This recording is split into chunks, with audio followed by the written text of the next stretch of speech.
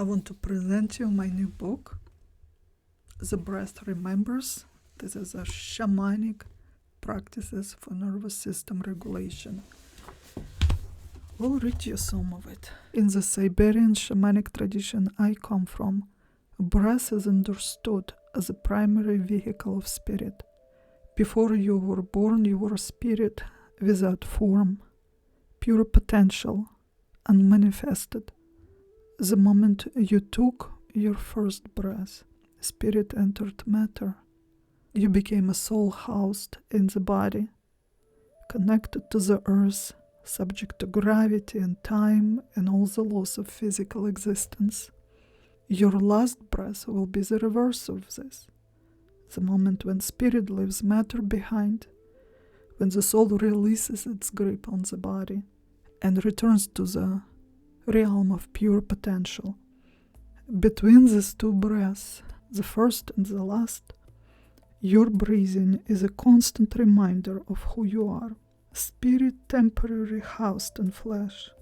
A consciousness temporarily experiencing itself as separate. This is how my people understood the foundational nature of human existence. When breath flows freely, spirit moves freely through the body. You feel alive, present, connected. You have access to full range of emotion, sensation, intuition. You can respond to life as it unfolds rather than reacting to the old patterns. And when breath is restricted, spirit is restricted. You feel disconnected, numb, trapped, or frozen in fear. All tremors dictate present responses. The body becomes a cage rather than a home. Healing in this understanding is not about fixing what's broken. It's about restoring the flow. It's about removing the obstacles that prevent breath and therefore spirit from moving freely through all parts of your being. In my lineage, we believe that there are 3 primary breathing spaces in the body, and each corresponding to different aspect of human experience. The upper breath, this is chest and throat. This is the breath of thinking, speaking, relating to others. This is where we hold social anxiety, where we monitor how we've been perceived, where we rehearse what we'll say next. When the breath stays stuck in the upper chest, we live in our heads, disconnected from body wisdom and gut knowing. The middle breath, this is belly and solar plexus. This is a breath of personal power. This is where we process emotion, where we know our own needs and boundaries. This is where we access our courage, and this is where our real desires live. When breath drops to the belly, we become more grounded, more present, more able to trust ourselves, our own authority. And the third breath is the lower breath. It's a pelvic bowl and deep belly. This is a breath of instinct, sexuality, survival, and the connection to the earth. This is the most primal breathing space, and most people in modern cultures have lost access to it. It's only when breath can reach these depths, we can reconnect with something ancient and wild in ourselves, something that knows without thinking. And there is actually a 4th kind of breath, bone breathing. This is one of the deepest practices. This breath goes beyond these 3 spaces. It goes into the marrow itself, into the place where life is made, where ancestors live, where the oldest memories are stored. Most people breathe only in the upper chest, shallow, rapid, perpetually bracing for threat. The belly stays hard, the pelvis stays locked, the bones remain untouched by conscious breath.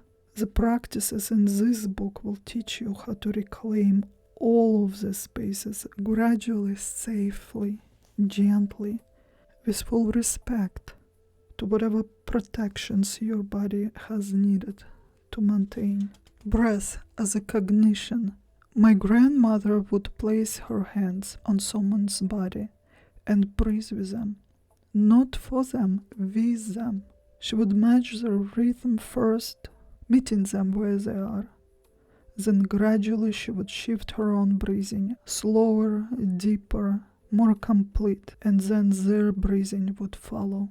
She was showing their nervous system a different possibility, a different pattern, different rhythm.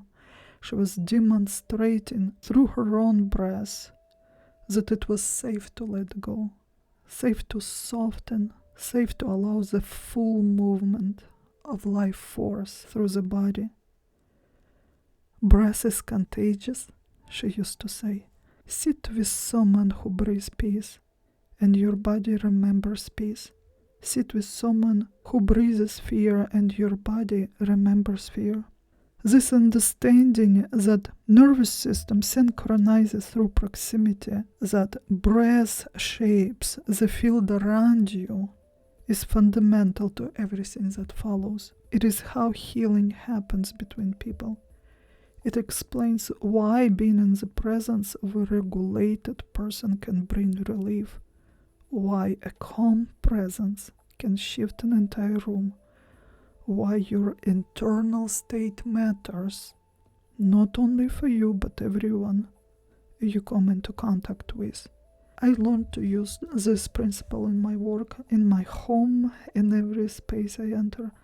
But before I can show you how to apply it in your own life, you need to understand the mechanism behind it.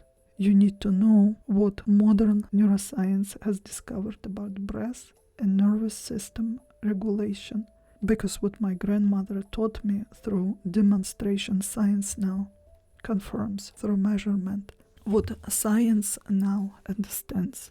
Neuroscience did not discover these principles. It is simply now finding language for what healers have known for millennia. Let me translate what my grandmother taught into the terminology of Western medicine. It's not to prove that old ways are valid. It's to build a bridge for your rational mind.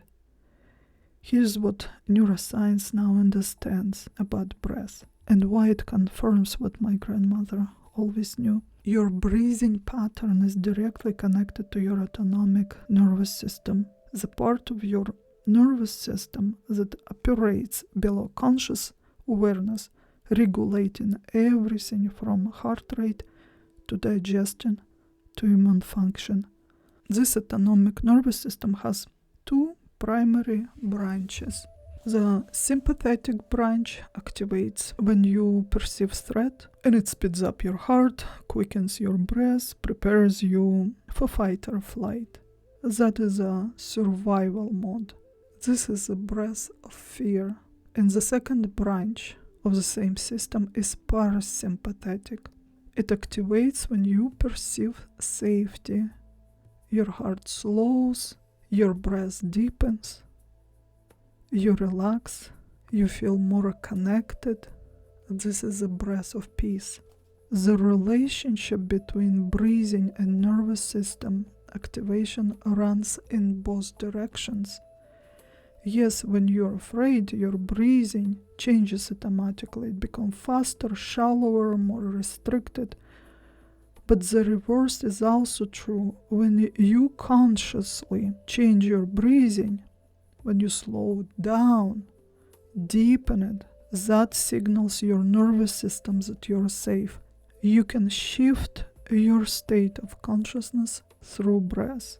This is not positive thinking. This is not convincing your mind that everything is fine. This is a direct communication with the most primitive parts of your nervous system, the part that evolved long before language, long before conscious thought. Your reptilian brain does not understand words. It does not care about your rational explanations for why you should calm down, but it listens to the breath.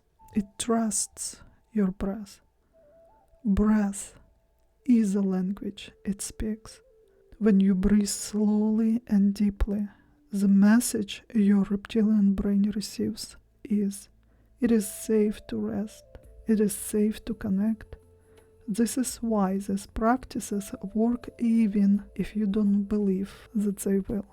Even when your conscious mind is skeptical and resistant, your body responds to the breath itself, not to the thought about the breath.